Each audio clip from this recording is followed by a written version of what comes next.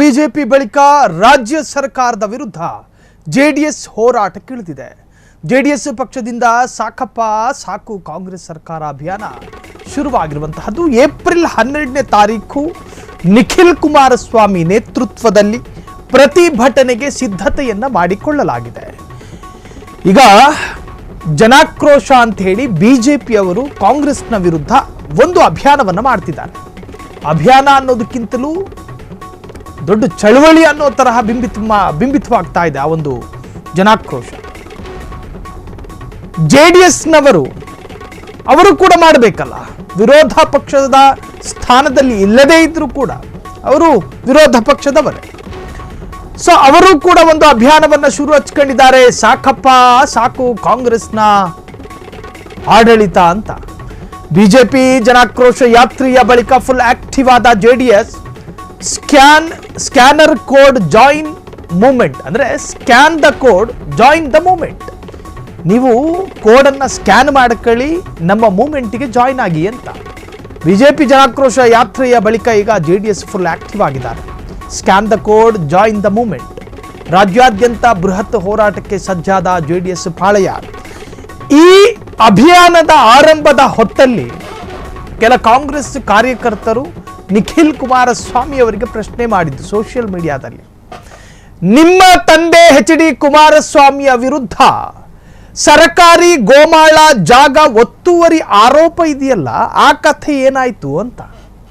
ಅಭಿಯಾನ ಮಾಡ್ತಾ ಇದ್ದೀರಿ ಸರಿ, ಆಡಳಿತಾರೂಢ ಕಾಂಗ್ರೆಸ್ ಪಕ್ಷದ ವಿರುದ್ಧ ಅಭಿಯಾನ ನಿಮ್ಮ ಹಕ್ಕು ಮತ್ತು ನೀವು ಮಾಡಬಹುದು, ಅದರಲ್ಲಿ ಯಾವ ಅಭ್ಯಂತರವೂ ಇಲ್ಲ. ನಿಮ್ಮ ತಂದೆಯದ್ದೇ ಹಗರಣಗಳ ಆರೋಪಗಳಿದ್ದಾವೆ, ಅದ್ರ ಕಥೆ ಏನು ಅಂತ ಕೇಳ್ತಿದ್ದಾರೆ. ಸೊ ಹೋರಾಟಕ್ಕೆ ಎಲ್ಲ ತರಹದ ಸಿದ್ಧತೆಗಳು ನಡೆಯುತ್ತಿದೆ. ರಾಜ್ಯಾದ್ಯಂತ ಬೃಹತ್ ಹೋರಾಟಕ್ಕೆ ಸಜ್ಜಾದ JDS scan the code join the movement ಅನ್ನೋ ಅಭಿಯಾನ. ಸೊ ಬಿಜೆಪಿ ಜನಾಕ್ರೋಶ ಯಾತ್ರೆಯ ಬಳಿಕ ಫುಲ್ ಆಕ್ಟಿವ್ ಆದಂತಹ ಜೆಡಿಎಸ್ ಪಕ್ಷ ಏಪ್ರಿಲ್ 12ನೇ ತಾರೀಕು ನಿಖಿಲ್ ಕುಮಾರಸ್ವಾಮಿ ನೇತೃತ್ವದಲ್ಲಿ ಪ್ರತಿಭಟನೆಗೆ ಎಲ್ಲ ತರಹದ ಸಿದ್ಧತೆ. ಜೆಡಿಎಸ್ ಪಕ್ಷದಿಂದ ಸಾಕಪ್ಪ ಸಾಕು ಕಾಂಗ್ರೆಸ್ ಸರ್ಕಾರ ಅನ್ನೋ ತರಹ ಈಗ ಅಭಿಯಾನಕ್ಕೆ ಎಲ್ಲ ತರಹದ ಸಿದ್ಧತೆಯನ್ನು ಮಾಡಿಕೊಳ್ಳಲಾಗ್ತಾ ಇದೆ. ಅವರ ಏನು scan the code join the movement, ಅದರ ಅಧಿಕೃತವಾದಂಥ ಸಿಂಬಲ್ ಥರನೇ ಕಾಣ್ತಾ ಇದೆ, ಸಾಕಪ್ಪ ಸಾಕು ಕಾಂಗ್ರೆಸ್ಸು ಅಂಥೇಳಿ. ಇನ್ಯಾರು ಬೇಕು? ಕಾಂಗ್ರೆಸ್ ಬೇಡ ಅಂದರೆ ಪರ್ಯಾಯವಾದ ಪಕ್ಷಗಳು ಇನ್ಯಾವುದಿದೆ? ನಿಖಿಲ್ ಕುಮಾರಸ್ವಾಮಿ ಅವರೇ ಅದನ್ನು ಸ್ಪಷ್ಟಪಡಿಸಬೇಕು. ಜೆಡಿಎಸ್ಸಿಗೆ ಆ ಶಕ್ತಿ ಇಲ್ಲ. 19 ಶಾಸಕರಿಗೆ ಇಳಿದಿದ್ದಾರೆ. ನೋಡ್ರಿ, ಜನ ತೀರ್ಮಾನ ಮಾಡ್ತಾರೆ. ಮತದಾರ ಮಹಾಪ್ರಭು ಜೆಡಿಎಸ್ಸಿಗೆ ಎಷ್ಟು ಸ್ಥಾನ ಕೊಟ್ಟರು? 18, 19 ಸ್ಥಾನ ಕೊಟ್ಟರು. ಅದರ ಅರ್ಥ ಏನು?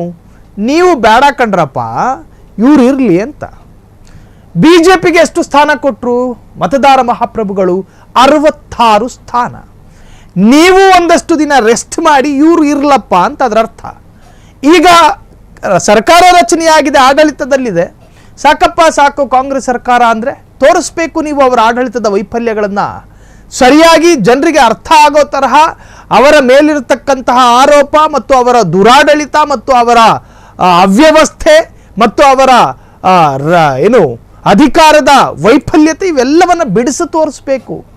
ಕುಮಾರಸ್ವಾಮಿ ಅವರು ಜೋಬಿಂದ ಪೆನ್ಡ್ರೈವ್ ತೆಗೆದು ಒಳಗಿಡ್ಕತ್ತಾರಲ್ಲ, ಹಂಗಾಗಬಾರ್ದು. ಮಗನ ಕಥೆ, ತಂದೆ ಪೆನ್ ಡ್ರೈವ್ ಜೋಬಿಂದ ತೆಗಿತಾರೆ, ನಿಮ್ದೆಲ್ಲ ಇದೆ ಅಂತ, ಮತ್ತು ಒಳಗಿಡ್ಕತ್ತಾರೆ, ಎತ್ತು ತೋರಿಸಲ್ಲ.